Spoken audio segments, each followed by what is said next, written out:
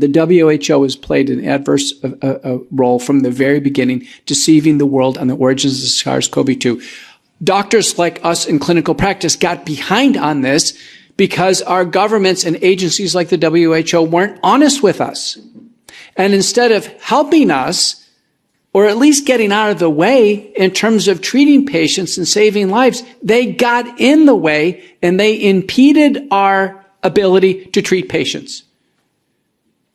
They effectively created an entire environment of therapeutic nihilism. There are only two things that prevented hospitalization and death. One was early treatment early on, and then the second was to acquire natural immunity with the first episode of the infection. Nothing else worked. There were only two bad outcomes, hospitalization and death. To this day, the WHO does not support, embrace, or promulgate early treatment protocols for patients with acute COVID-19. That should tell you something. That should be a wake-up call. We're going on 3 years of this. 3 years of this. And still nothing to reduce human suffering from the WHO. Nothing. In fact, efforts that enhance human suffering. Because the first wave was the illness. And I've testified in the U.S. Senate multiple times, the majority of hospitalizations and deaths were completely avoidable in the highest risk patients with early interventions, starting with virucidal nasal sprays and gargles, and then intravenous and oral drugs administered at home to get people through the illness. Now enter the vaccines. Since 2021, the vaccines have ravaged the population in the world. Worldwide, 2/3 of people took a vaccine. The United States COVID community state study shows 75% of Americans took a vaccine. Thankfully, 25% didn't. I was the only public health and public figure in the United States in writing to question the vaccines before they came out. And I did it as loudly as I could. The COVID-19 vaccines in the United States, 94% of Americans took a messenger RNA vaccine. It is the genetic code for the potentially lethal spike protein, part of the virus. It was the worst idea ever to install the genetic code by injection and allow unbridled production of a potentially lethal protein in the human body for an uncontrolled duration of time. Everything we've learned about the vaccines since they've come out is horrifying.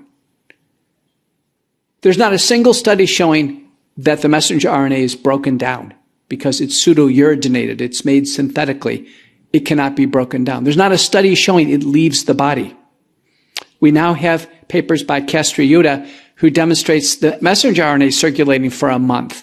That's as long as they've looked. We have the spike protein, the lethal protein from the vaccines, found in the human body after vaccination, circulating at least for 6 months, if not longer. And if people take an injection in another 6 months, there's another installation in more circulating, potentially lethal protein. The spike protein is proven in 3,400 peer-reviewed manuscripts to cause 4 major domains of disease. One is cardiovascular disease, heart inflammation or myocarditis. Every regulatory agency agrees the vaccines cause myocarditis. I'm a cardiologist. Before COVID, for years, we've had guidelines in cardiology. When there is myocarditis, whether it's symptomatic or not, people cannot exert themselves in athletics. It will cause a cardiac arrest. And yet across Europe and across the United States, sports leagues were injecting young people who had no medical necessity, no clinical indication with these vaccines. And we have seen a montage of cardiac arrests in young individuals. I'm telling you as an expert cardiologist, these cardiac arrests are due to the COVID-19 vaccine until proven otherwise. They are.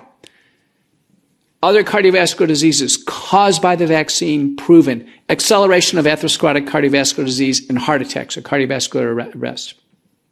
Posterior orthostatic tachycardia syndrome or POTS, or people passing out due to low blood pressure. You have seen montages of people in the media, one after another, passing out like you've never seen before. It is the vaccine until proven otherwise. Aortic dissection, atrial fibrillation, other arrhythmias. Cardiac arrest in the absence of myocarditis has been described with the COVID-19 vaccines. The cardiovascular domain of damage in the human body from the vaccine is substantial, more than anything we've ever seen with cholesterol, high blood pressure, or diabetes.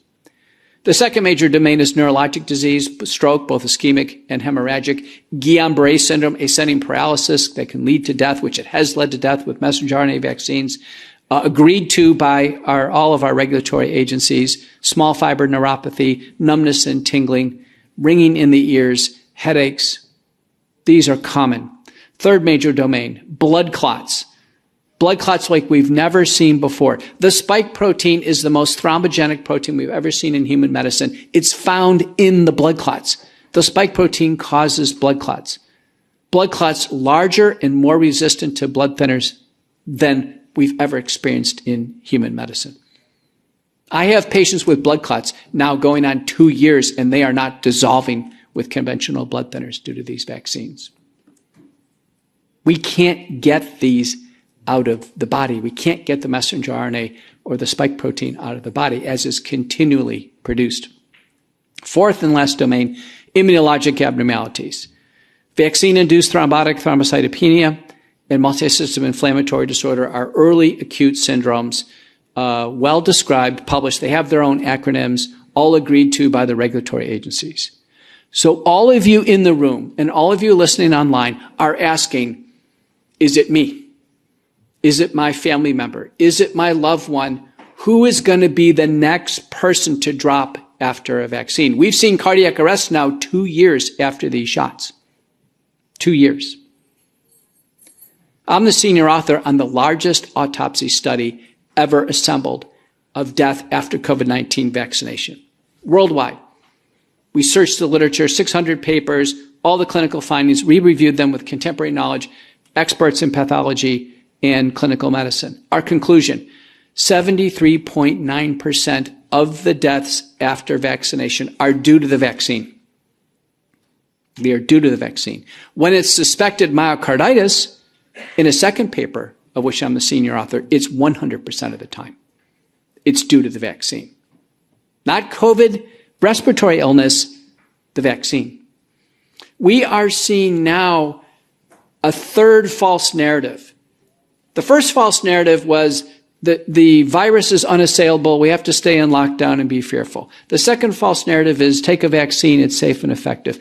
The third false narrative now is it's not the vaccine causing these problems, it's COVID.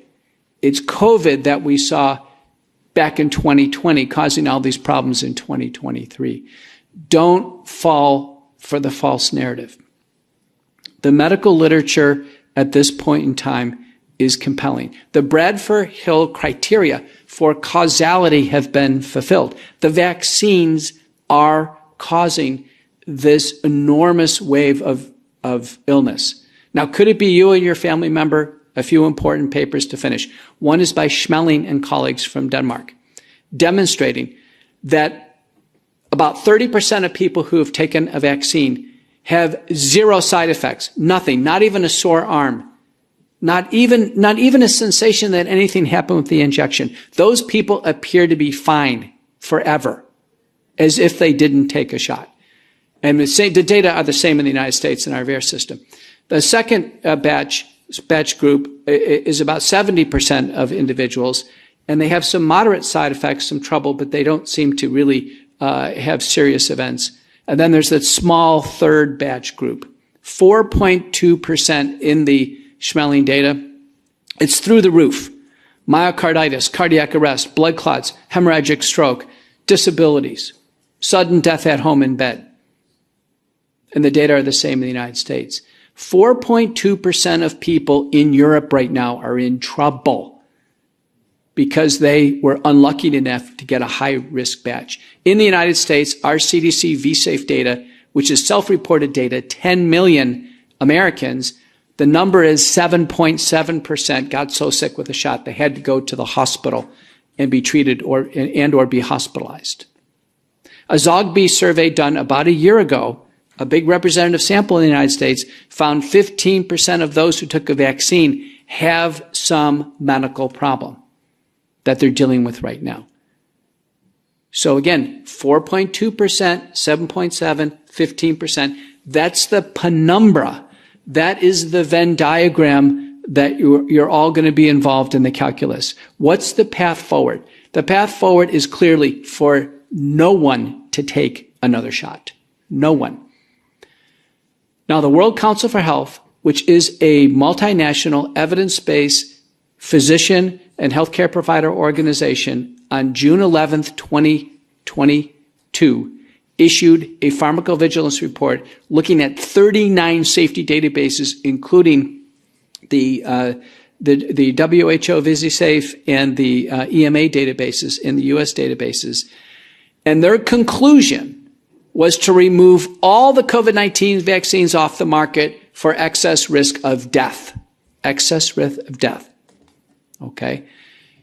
On the floor of the U.S. Senate, December 7th of 2022, I co-moderated a session, and our expert panel, by assent in the U.S. Senate, concluded all the COVID-19 vaccines should be removed from the market, all of them.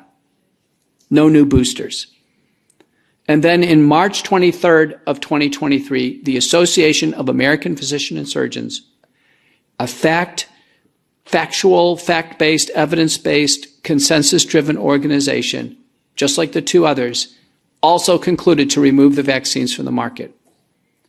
So I submit to you the COVID-19 vaccines and all of their progeny and future boosters are not safe for human use.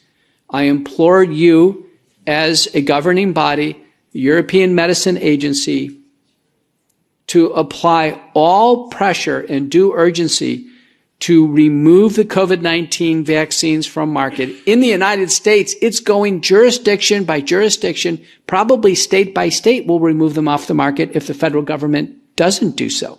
It's going to happen. It's going to happen all over the world. The WHO is standing behind these vaccines. They are far more of a problem than a help to the European Union.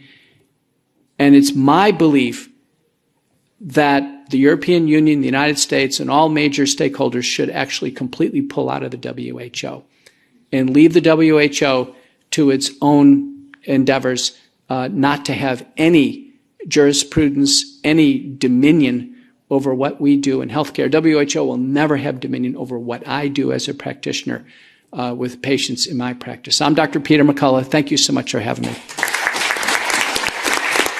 Du bidrar enklast genom Swish eller bankgiro. Eller bli gärna månadsgivare genom periodiska överföringar från ditt bankkonto till vårt bankkonto. Det är också möjligt att betala med kreditkort genom att trycka på knappen Donate på vår hemsida. Du hittar alla kontouppgifter längst ner på hemsidan swebtv.se. På vår hemsida kan du också anmäla dig för att få mejl. Vi använder vår mejllista endast för att informera om våra program och annat liknande.